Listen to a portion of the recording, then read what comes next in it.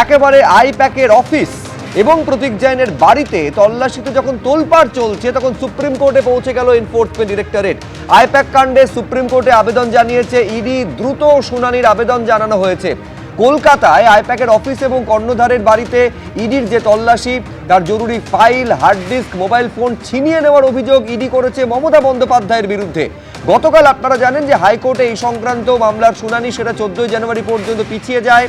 ED তারপরে ভারপ্রাপ্ত প্রধান বিচারপতি দ্বারস্থ হয় এবং দ্রুত শুনানির আবেদন জানায়। ওই দিনই শুনানির আবেদন জানানো হয়, কিন্তু ভারপ্রাপ্ত প্রধান বিচারপতি এখানে হস্তক্ষেপ করতে চাননি। তারপরই একেবারে আজকে সুপ্রিম কোর্টে পৌঁছে গেল এনফোর্সমেন্ট ডিরেক্টরেট। আমি আলোচনা শুরু করার আগে সুকান্ত মজুমদার তা নিয়ে কি বলছেন একবার দেখাবো।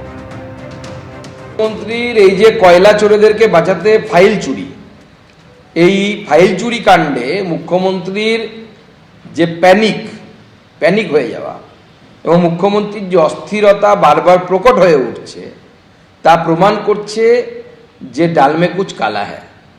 এবং তার জন্যই এত সুপ্রিম কোর্ট দৌড়দৌড়ি এবং শাক দিয়ে মাছ ঢাকার চেষ্টা। সেদিন তো করে ফেলেছেন কাণ্ড, আজকে তিনি বলছেন যে আমি পলিটিক্যাল পার্টির চিফ হিসেবে গেছিলাম। প্রশ্ন হচ্ছে যে এই ব্যক্তি যার বাড়িতে প্রতীক জৈন ইডি ছাপা পড়েছে, সেই ব্যক্তি তৃণমূলের কোন পলিটিক্যাল পোস্টে আছে? তাদেরকে আদেশ দিয়েছিলেন বলে তারা গেছিলেন।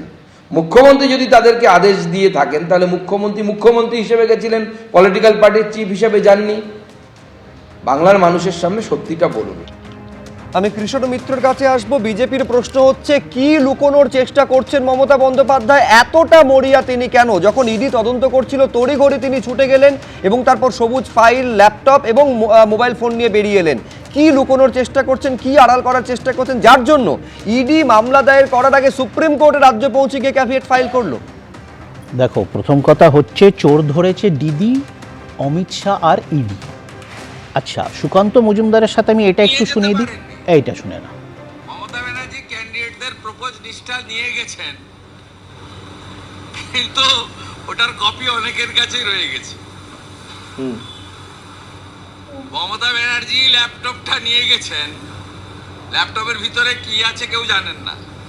তো বোকার মতো কাজ। হ্যাঁ, বোঝা গেল।